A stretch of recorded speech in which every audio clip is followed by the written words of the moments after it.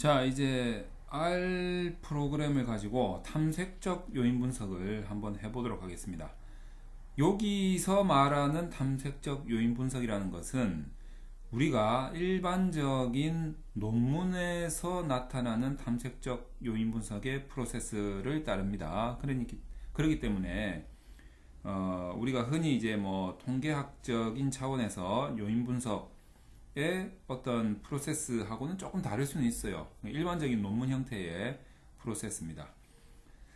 자, 우리가 탐색적 요인 분석을 왜 하는지부터 먼저 한번 생각을 해봐야 됩니다. 탐색적 요인 분석은 우리가 이제 어떤 측정 도구를 외부에서 가지고 와서 여기 쓰면서 한번 해볼까요?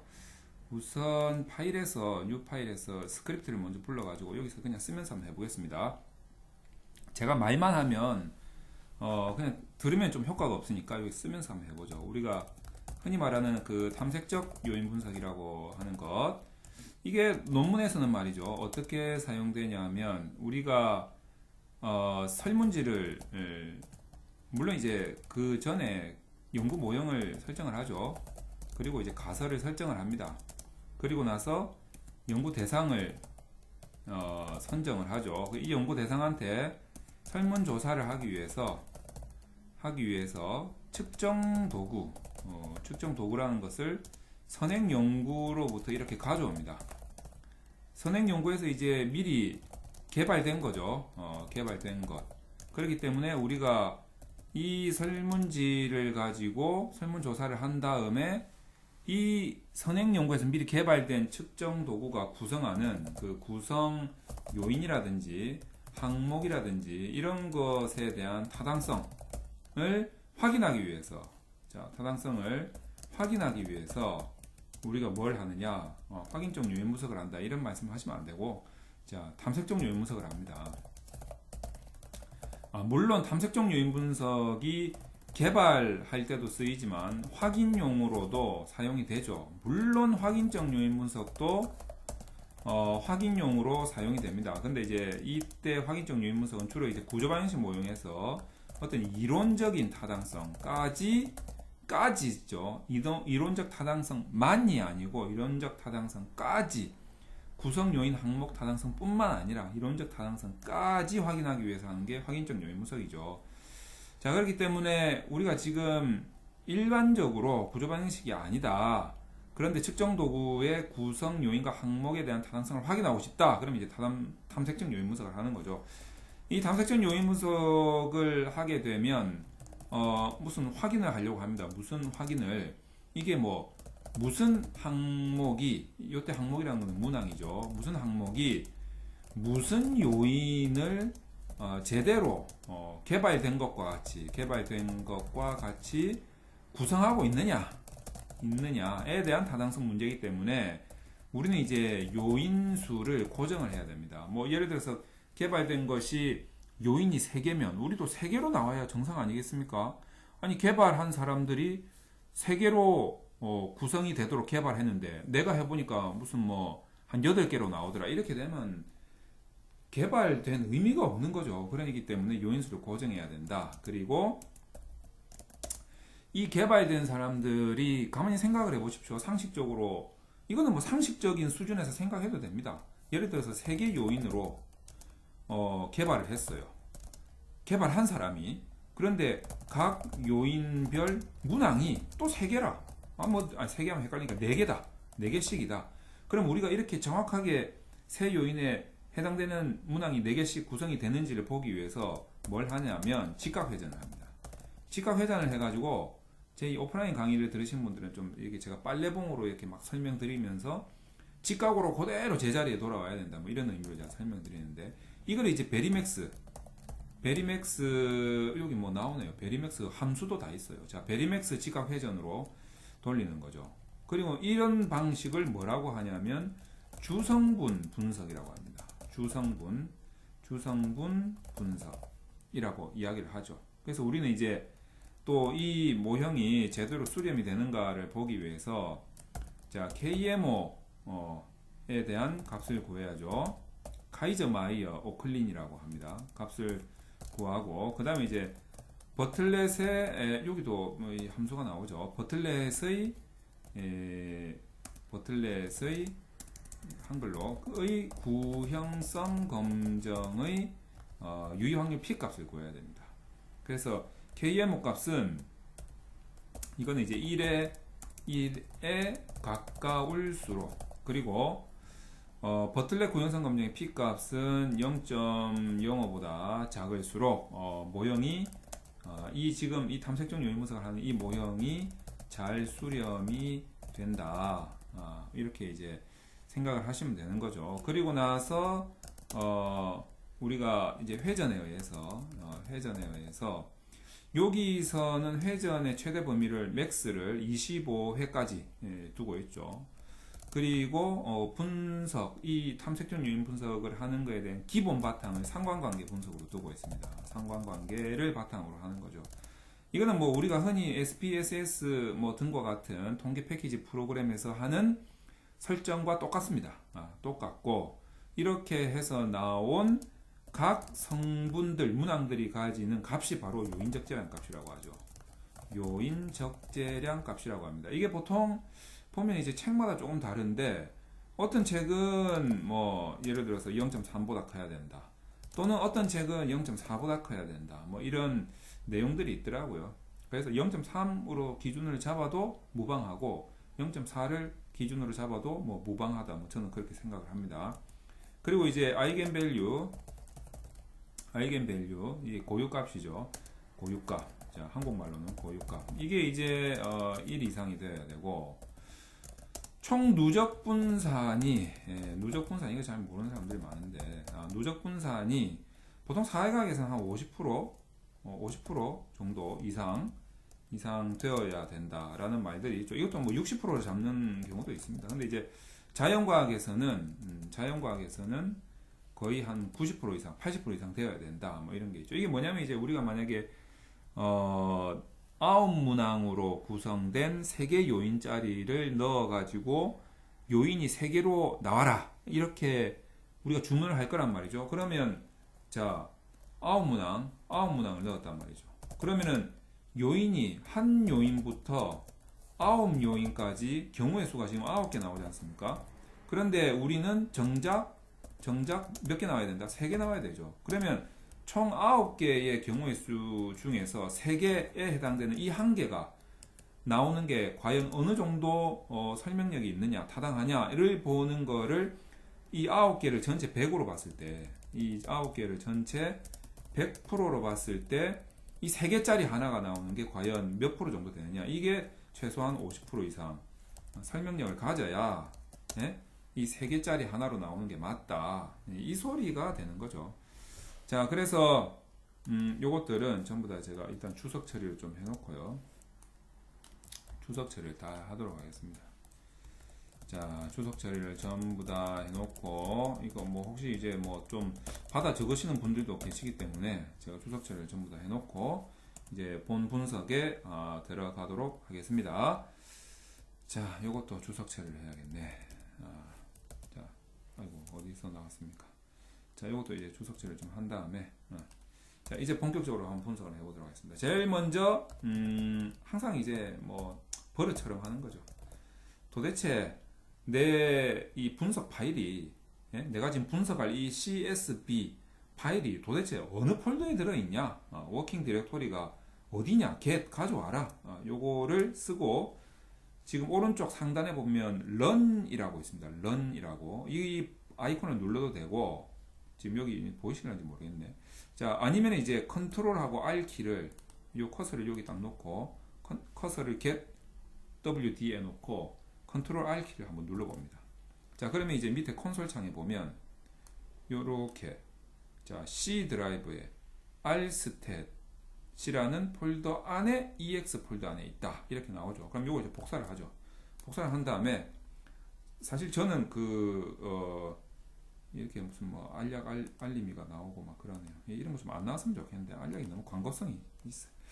자, 그러면 이제 나는 이제 워킹 디렉토리가 EX 폴더에 있는 게 아니고 지금 채 폴더에 있어요, 저 같은 경우에는. 그래서 이제 워킹 디렉토리를 바꿔야 됩니다. set wd 해가지고 복사한 걸 집어넣고, EX가 아니고 채죠, 채. 자, 이 경로나 파일명은 따옴표를 붙여야 됩니다. 자, 이러고 나서 컨트롤 R 키를 누르죠. 그럼 이제 밑에 보시면 채 폴더로 바뀌었어요. 자, 채 폴더에 무슨 파일이 있냐면 좀 올리고 무슨 파일이 있냐면 제가 사용하는 채 데이터 파일이 있어요. 채 데이터 CSV. 그래서 이 파일을 불러와야 됩니다. 불러와서 채라는 객체에다가 담을 겁니다.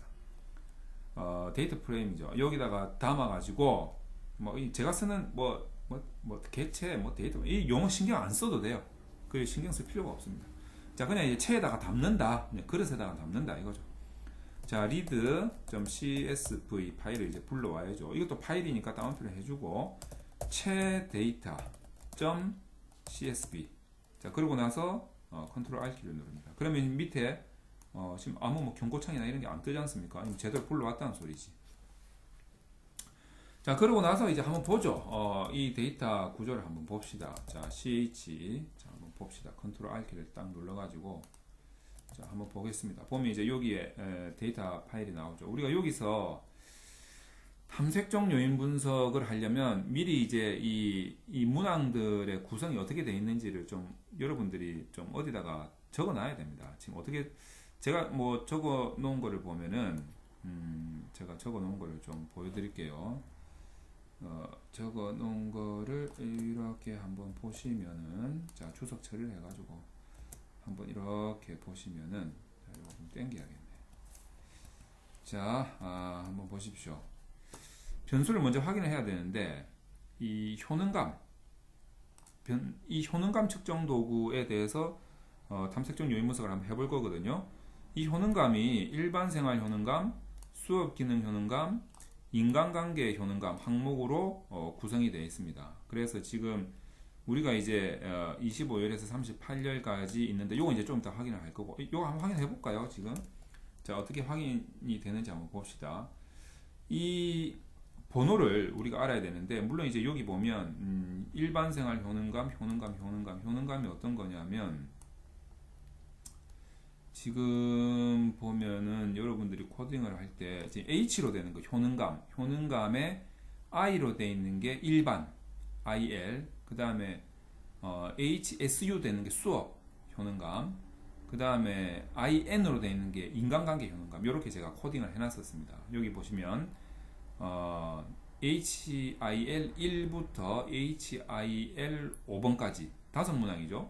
이게 일반 수업 효능감. 그 다음에 수업 무슨 효능감이죠? 수업 기능 효능감. 이게 이제 HSU 1번부터 HSU 5번까지 5문항이죠. 그리고 인간관계 HIN 1번부터 HIN 4번까지. 그러니까 5, 5, 4 다섯 네문항 이런 식으로 이제 구성이 되어 있는 거죠. 근데 이게 여러분들이 이제 나중에 이제 설정을 탐색종 요인 분석을 할 때 이 변수명을 일일이 다 적어 넣으면 힘들어서 못해요. 그래서 이게 지금 열이지 않습니까? 열인데 HIL 1번부터 HIN 4번까지의 열이 과연 몇 번 열이냐 이거죠. 여기 보시면 자, HIL 이렇게 마우스를 딱 갖다 대니까 이거 화면에 보이실지는 모르겠는데 HIL 이 변수 이름에다가 마우스를 갖다 대면 밑에 박스가 뜹니다. 컬럼 25 해서 25번부터 자, 이거 26번 27번, 28번, 29번, 30, 31 쭉 해가지고 HIN 4번이 38까지입니다. 그러니까 25번부터 38번까지죠. 이렇게 마우스로 클릭은 아니고 이렇게 갖다 대면 숫자가 보이는데 이렇게 안 하고 저는 다른 방법으로 이제 이 컬럼 COL name NAMES 자 CHE 한번 불러가지고 R을 한번 눌러보겠습니다. 그러면 밑에 보시면 HIL 1번이 지금 여기 있죠. 이게 지금 25번입니다. 25번. 그리고 HIN 4번이 여기서부터 HSU가 33번이니까 33, 34, 35, 36, 37, 38번까지죠. 다시 말해서 행이 25번부터 38번까지 자, 25열부터 38열까지 있다라는 거를 메모를 해 놓으셔야 됩니다. 탐색적 요인 분석을 할 거. 자, 그 다음에 자, 일반 생활 효능감이 5개, 수업 기능 효능감이 5개, 인간관계 측면 효능감이 4개다. 이거를 이제 알고 있으셔야 돼요. 원래 탐색적 요인 분석할 때는 이 구성을 어디다가 메모를 해 놓으셔야 됩니다. 이건 뭐 R을 하니까 이렇게 복잡하게 하나 이런 게 아니고, 뭐 어떤 프로그램을 쓰더라도 이 구성은 어디다가 메모를 해 놓으셔야 됩니다. 자, 그리고 난 다음에 뭘 해야 되냐면, 우리가 이제 탐색적 요인 분석을 할 수 있는 패키지를 다운로드를 해야 됩니다. 자, 패키지 다운로드 및 실행하기. 자, 한번 해보죠. 어떤 패키지가 필요하냐면, 제가 지금 바로 써보겠습니다. 인스톨을 하셔야 됩니다. install.phkags.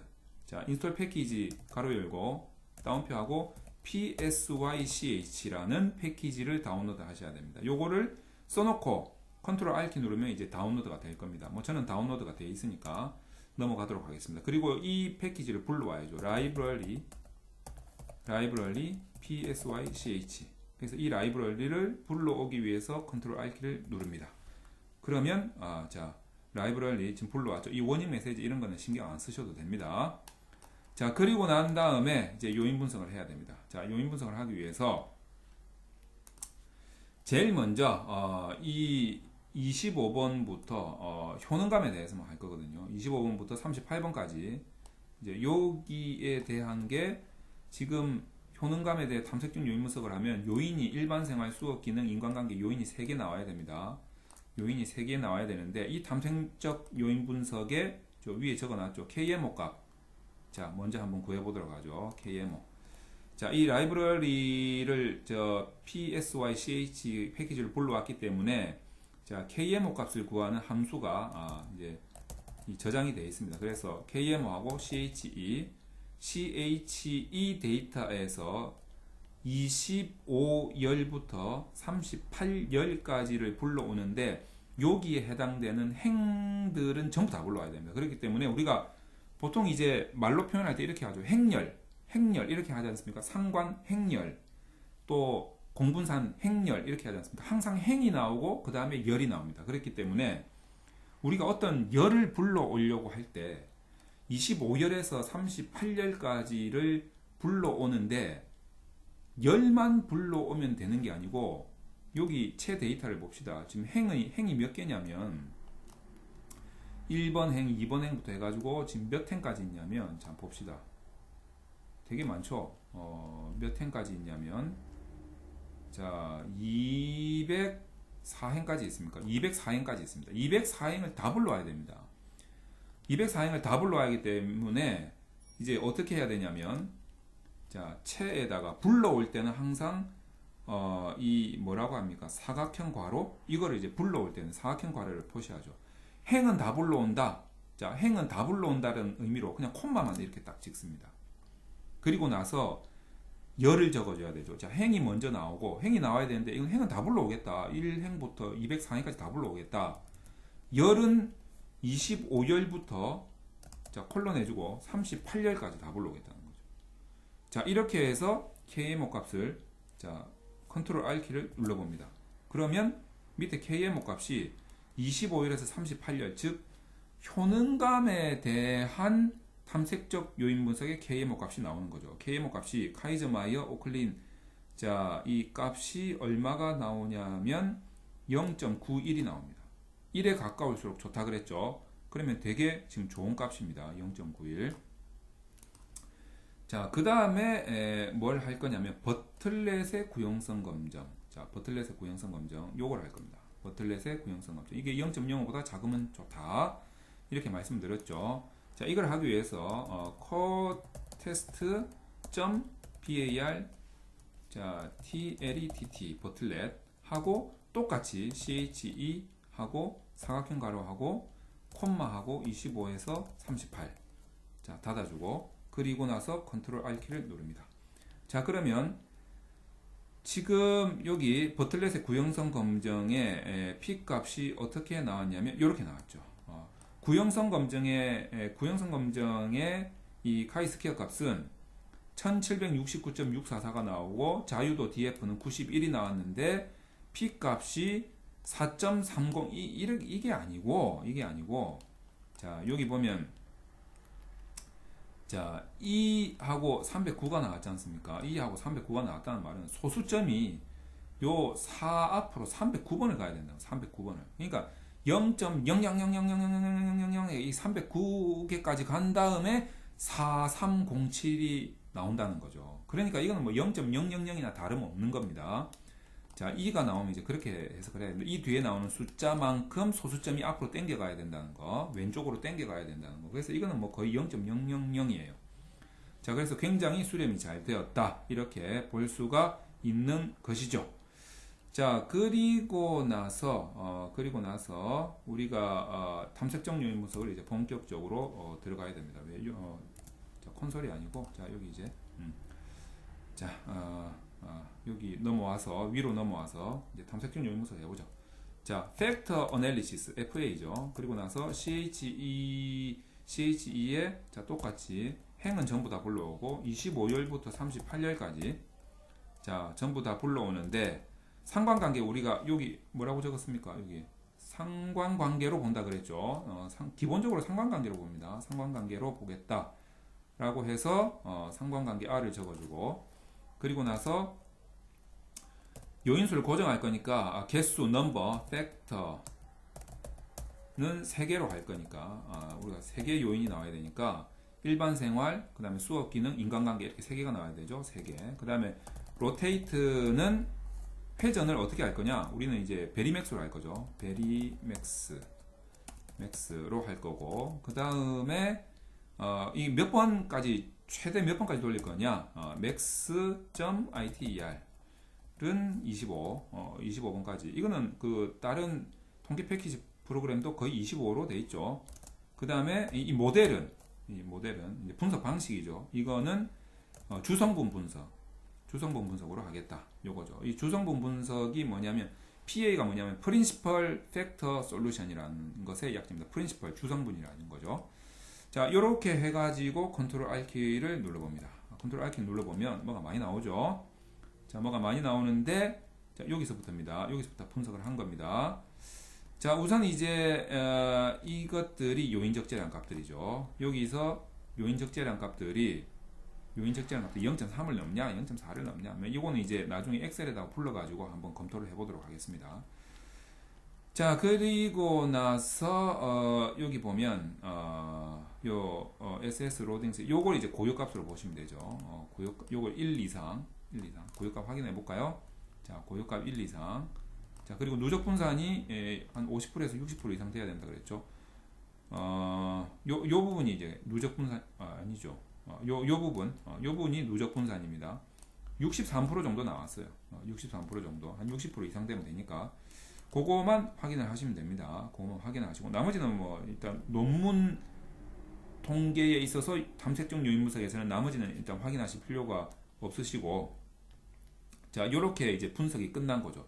중요한 거는 이제 요 다음 강좌에서 강의가 좀 길어지니까 강좌를 좀 나눠 가지고 요 다음번 강좌에서 중요한 값들을 엑셀 파일로 불러와서 엑셀 파일에서 이걸 어떻게 편집을 하고 어떻게 해석을 할 건지에 대해서 설명을 드리도록 하겠습니다.